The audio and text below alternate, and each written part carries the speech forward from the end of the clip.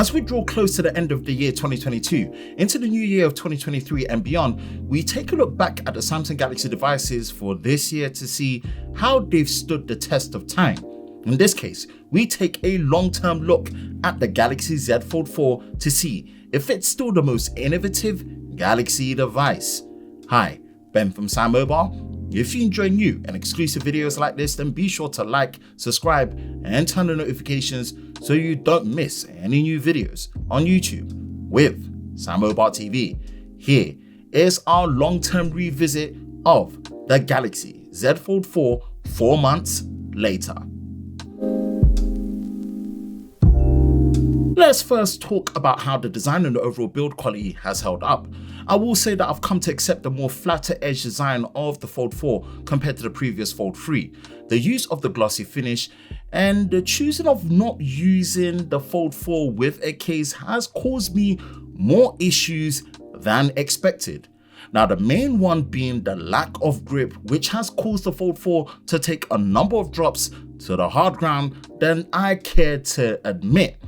That has caused a slight blemish at the top left-hand corner of the back of the device, but needless to say, the strength and durability has held up very well considering the drop it took, which just shows how well put together the Z Fold 4 is. The hinge, although still strong, does naturally feel a little bit more loose compared to day one. Not loose enough to have me worried to cause a reduced flex hinge experience, but more stating that for the record over the state of it after using it continuously for 4 months. Also considering the fact that it does have an IPX8 water resistance rating, which still makes the Fold 4 one of only few folding phones to have protection against the elements in some way, which is still no small feat. I'm still overall very impressed with the design, build, fit and finish of the Z Fold 4, which indeed still holds up very well.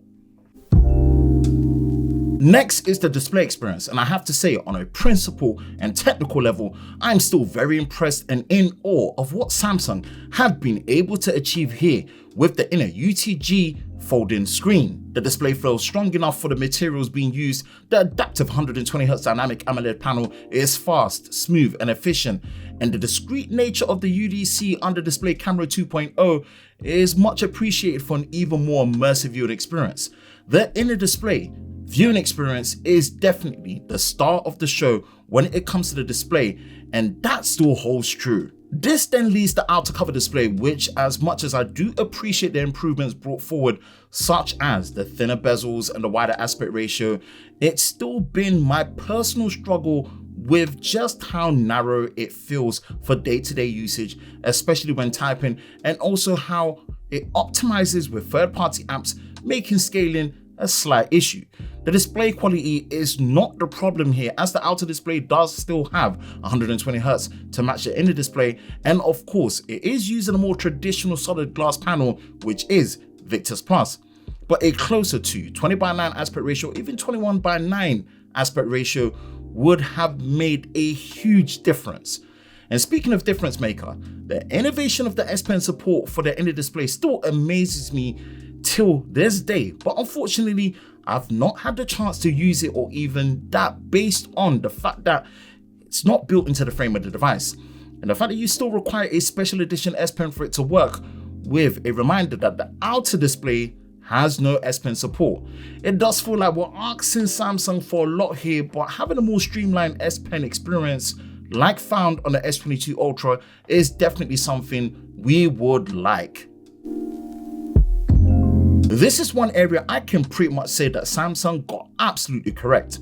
The Snapdragon 8 Plus Gen 1 next to 12GB of RAM and 256GB of storage has been a huge difference maker in performance and most importantly efficiency, where this is one reason why picking a folding device from Samsung just makes sense.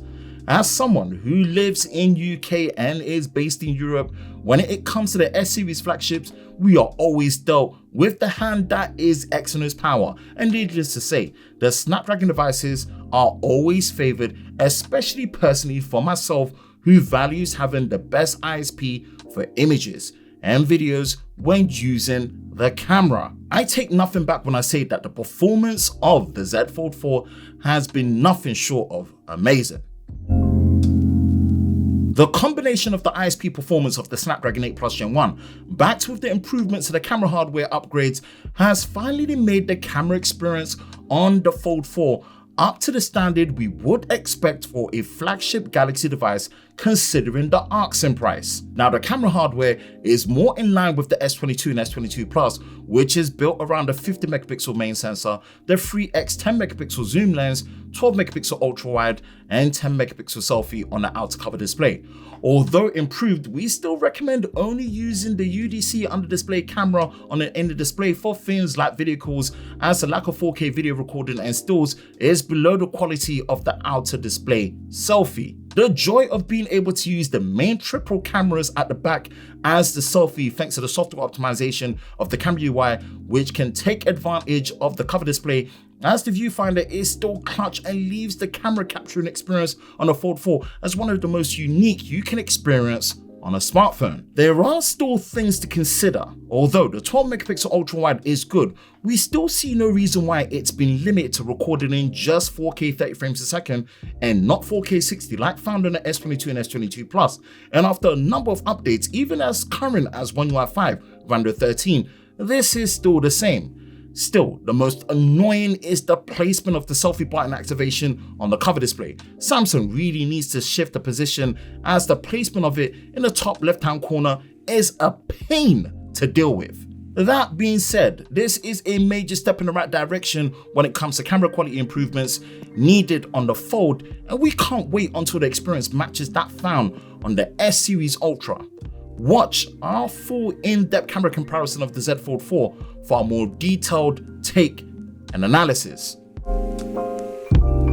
The biggest long-term difference and advantage of the Z Fold 4 right now is One UI 5 with Android 13 compared to One UI 4.1.1 with Android 12L. For the most comprehensive breakdown of all the new features of One UI 5, we highly recommend you watch our final Android 13 release video for the Z Fold 4, which will be linked in the description below and the cards above. What One UI 5 brings is an experience that puts a focus on speed and fluidity improvements of the system animations, more options and customizations natively for the lock screen without the need of third-party extensions, better widget support with stacked widgets and smart widget suggestions, and my personal favorite, easier and more powerful access to multitasking. The taskbar is definitely the differentiating factor in the Fold 4 experience when it comes to the inner display when app switching, launching your favorite app pairs, and having a more desktop dock-like experience. Samsung's goal of offering the best Android software experience through the unique and powerful features offered by One UI 5, like DeX, and the consistent monthly update support alongside the most timely OS version updates backed with a strong beta program, this is the best of Samsung we've experienced when it comes to software. Another surprise hit with the Z Fold 4 has been the battery life. Having the same 4,400 mAh battery capacity did initially bring points of concern to just how well the battery would perform on a day-to-day basis.